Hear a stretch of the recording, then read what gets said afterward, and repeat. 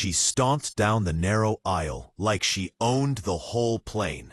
Her heels clicked so loud that even the flight attendants turned to look. The blonde woman in the bright pink jacket stopped right next to my wife, who was quietly scrolling through her phone near the window. "That's my seat," she snapped, pointing her coffee cup like it was a weapon.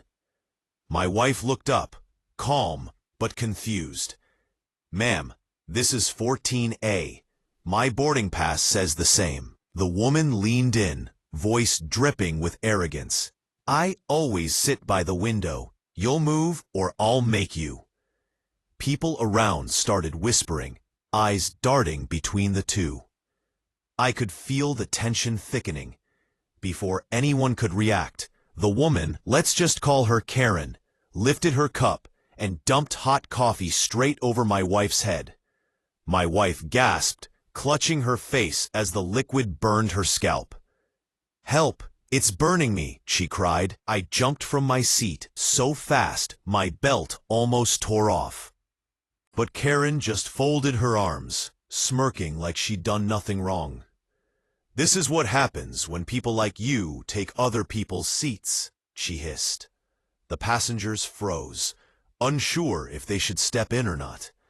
The flight attendant rushed over, eyes wide. "Ma'am, you can't assault someone." Karen interrupted, shouting over her, "I'm a frequent flyer. I deserve this seat.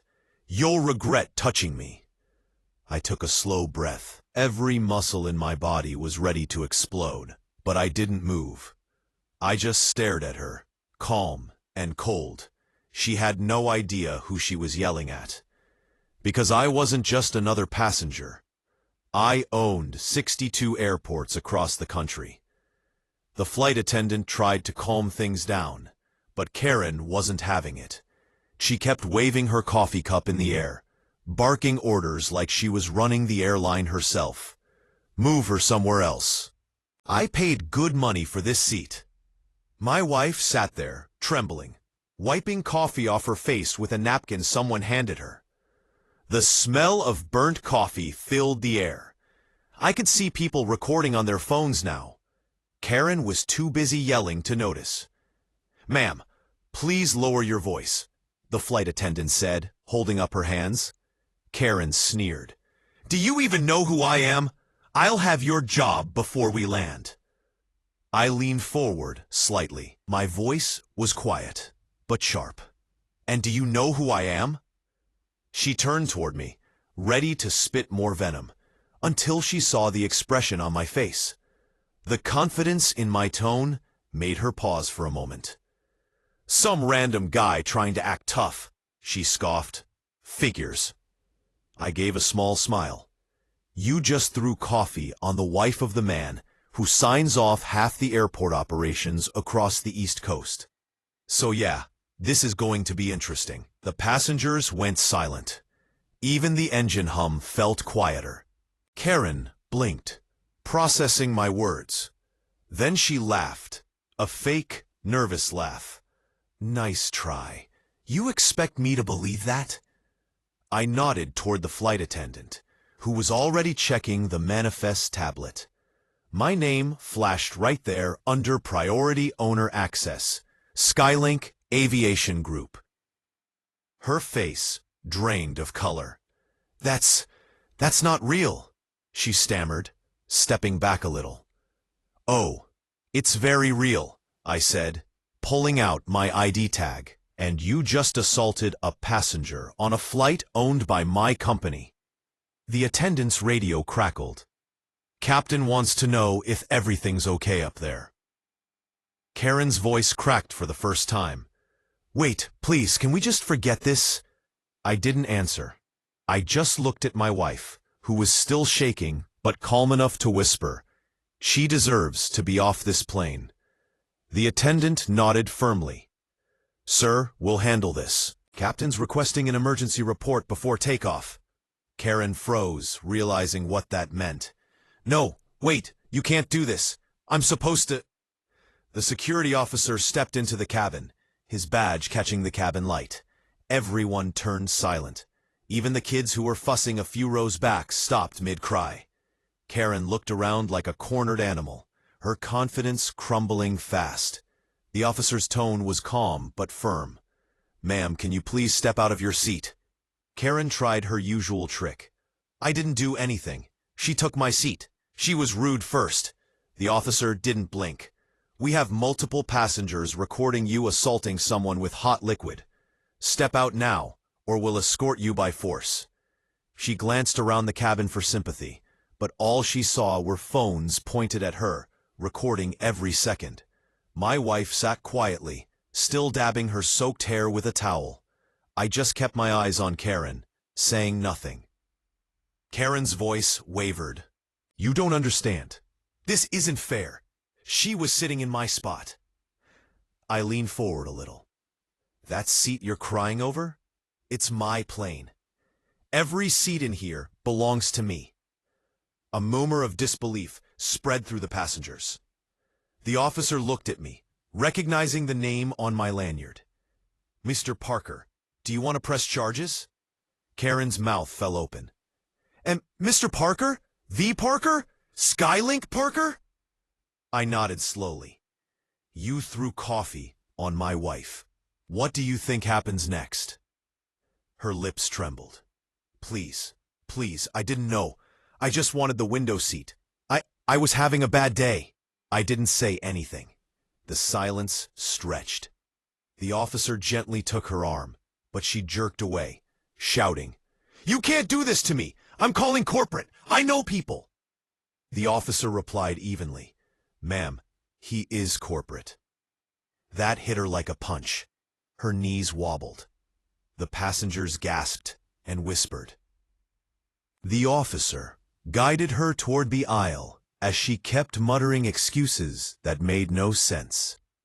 Before she stepped off the plane, she turned to me and said quietly, "You'll regret humiliating me like this." I looked her dead in the eye. "No, ma'am, you did that all by yourself." As the door closed behind her, the cabin erupted into quiet applause. My wife finally smiled through her soaked hair. The flight attendant came over with a small grin. "I've never seen anything like that. Guess we'll be famous on TikTok by the time we land." I chuckled softly. She wanted attention. Now she's got it. But something told me it wasn't over yet. The flight took off without her, but something about the silence felt uneasy. My wife rested her head against the window, finally relaxing, but I could still sense tension in the air. The passengers whispered about what had happened. The airport owner story was already spreading like wildfire. I even heard someone behind me say, "Man, I'd hate to be that lady right now." Halfway through the flight, the lead attendant walked over again, holding a tablet. "Mr. Parker," she said softly, "the grime team at JFK just informed us that woman you had removed, she's causing a scene at the terminal. Claims she's suing Skylink for discrimination." I let out a short, cold laugh. "Of course she is." My wife sighed. She really doesn't know when to stop. I checked my phone, opening the company's internal chat. Sure enough, a dozen messages were already popping up. Reports, security footage links, and even a clip from a passenger that had gone viral in under an hour. The caption read, "Lady throws coffee at passenger, gets kicked off flight owned by his airline." Millions of views. My name wasn't even tagged, but people already knew.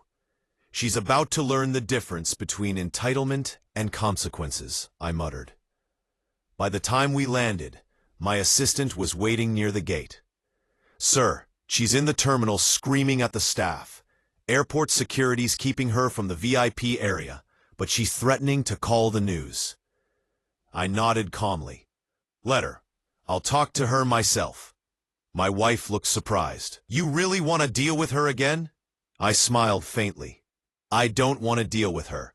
I want to end this." We walked off the jet bridge into the terminal. Sure enough, there she was, Karen, red-faced, hair messy, shouting at a cluster of security officers and reporters who had gathered after hearing the commotion. "There he is," she screamed, pointing at me like she'd found her villain. "That's the man who had me thrown off my flight. He thinks he owns everything." I stopped a few feet away, eyes steady on hers. "I don't think I own it," I said quietly. "I do." The cameras flashed. Reporters leaned forward, sensing a story.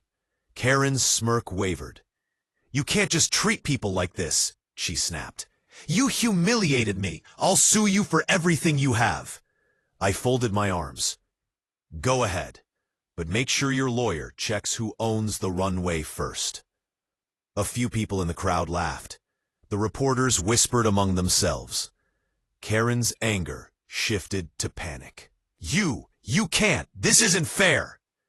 I took a step closer and lowered my voice just enough for her to hear. "Fair? You poured coffee on my wife for sitting in a seat she paid for. You were given a chance to walk away quietly. You wanted a spotlight. Now you've got one." She froze, realizing every camera around her was still rolling.